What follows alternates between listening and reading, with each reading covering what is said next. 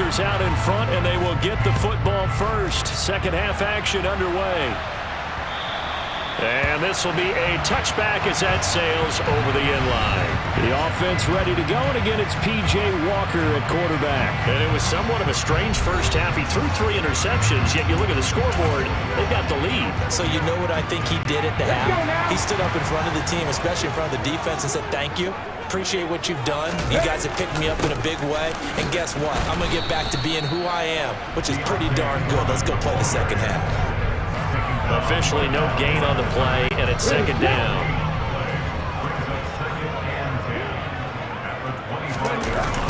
They run again with Foreman. And from the 25, they work this to the 29, a gain of 4. Now, they struggled to get him rolling on the ground in the first half, and that's sort of continuing here in the third quarter. Yeah, but I don't think it's time to abandon the running game. I would say keep feeding the horse, and I believe it'll eventually reward them, especially as we get deeper in the game. Now a third down throw, but it misses the target, incomplete. So it would appear they will not be able to add to their lead on this opening drive of the second half. Yeah, if another touchdown was scored there, now we're talking about a 2-score game, and they're probably on their way of creating an excellent gap between them and their pursuers. But how about the defense there, able to step up and keep themselves in this one? Now on fourth down here, that pass knocked away and incomplete. So certainly an interesting call there to go for it. And the Bucs are going to take over with excellent field position to boot. So nursing a slim lead, and that is the opposite of protecting that slim lead. All I can think here is that head coach, he knows more about what's going on with his team than we do. He must know something's up. Either he has trouble with his punter, right? He's worried about his defense. There's an explanation in there that we're going to ask for after the game, because in this situation, I wouldn't have done that in normal circumstances, but maybe he thought my best opportunity is with my offense. Yeah, interesting. Back in their own territory. Now we'll see what transpires. Into the hands of Darden.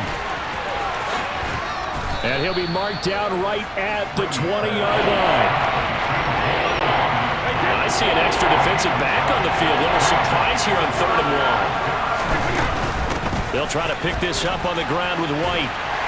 And he will lose yardage here back at the 23-yard line. It's a loss of a full 3 yards, and it brings up 4th down.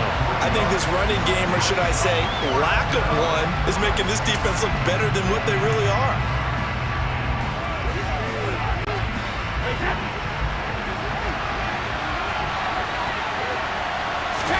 Brady to throw for it on 4th down. And he's brought down. Can't do anything with the football. It's a sack and a turnover on downs. The Bucs try it on 4th down but come up empty. And the Panthers will get the football back. This Carolina offense at the line, ready to go. Now this game, it has obviously been all about the defense on both sides of the football. Which offense is going to break through here? We'll see if they can do it on this drive. Second down, another chance for Hubbard. They find some open field here.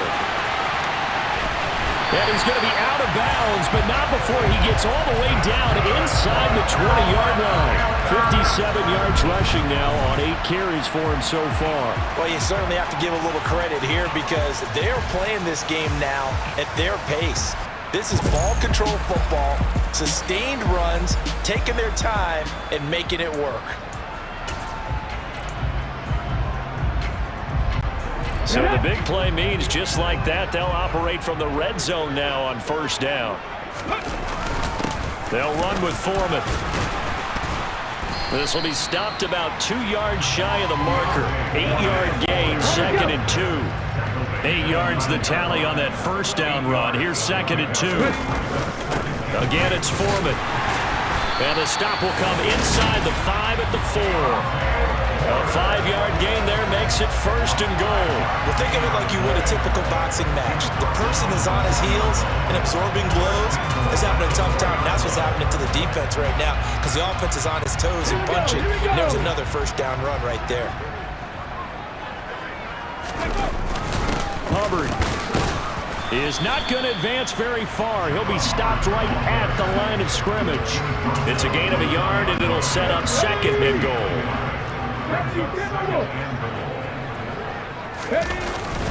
Hubbard again, and this time he'll run into a wall right at the 4-yard line. No gain on the play there. They're going to need to come up with something better here on 3rd and goal. A big play forthcoming. Here's 3rd and goal. They'll try and run. Here's Hubbard. And he will push his way forward down to about the 3-yard line. Only a yard on the pickup there, and it's going to bring up a 4th and goal. Defense didn't budge on 3rd down. Now what are we going to see on 4th? We are soon to find out, but does this feel like old school football or what? Oh, right? yeah. It's an old-fashioned goal lines. Touchdown, Panthers. Tommy Trimble, his first touchdown on the year.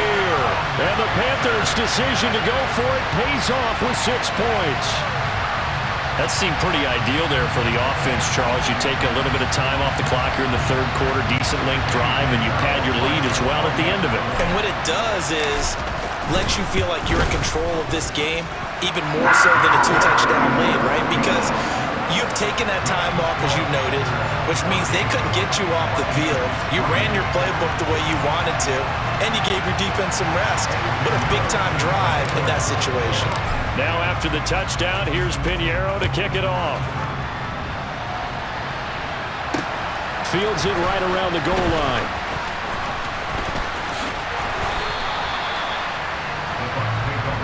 So out come the Bucs now.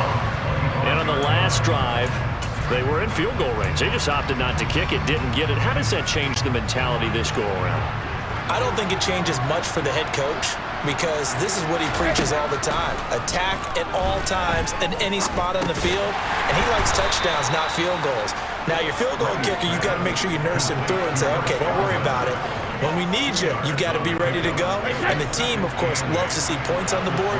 So let's see if it changes a little bit if they're in the same spot again. Yeah, we'll see what the decision is here if they get to that spot. From the 27, Brady. He completes it to Evans. They follow up the gain of 2 with a gain of 1 that time. The goal of the wide receiver screen is get enough blockers in front to create a wall and let him pick his spot to run the football. How about the defense there, swarming to it and not allowing that to happen?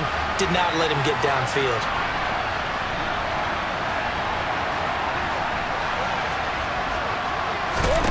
Throwing is Brady on 3rd down. Look at Mike Evans' way again, and he's got another one. And he'll be taken down, but he does have first down yardage. That'll go as a pickup of 8. I like watching the wide receiver screen because it's a real teamwork play. Because guess what? The guy catching the ball, he'll get all the credit.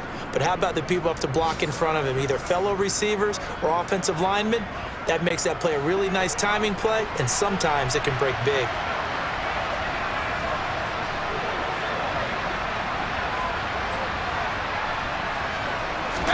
On 1st and 10, here's Brady. Flush to his right. And that is caught on the right sideline, but out of bounds, says the line judge. The throw took him a little too far. It's 2nd down. 2nd and 10 now. 3rd quarter from Charlotte. Again, it's Brady.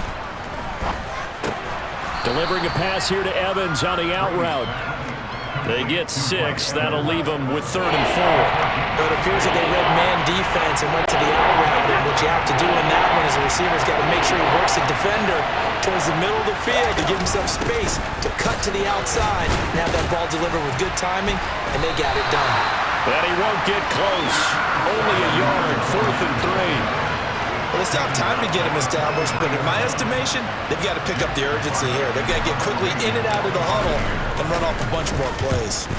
So they're forced to punt on 4th as this one's away.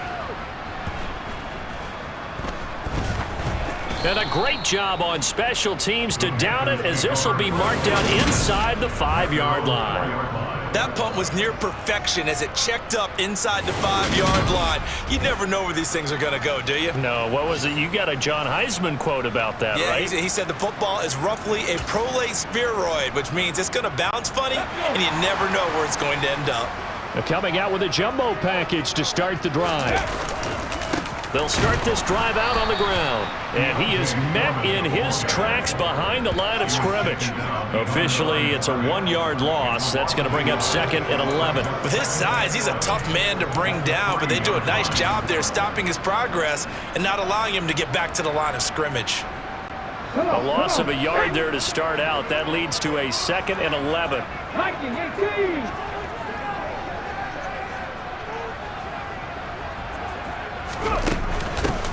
A carry for Foreman. And he'll get him a little bit of breathing room across the 5 to the 6-yard line. 4 yards on the pickup there, and now they're left with a 3rd and 8.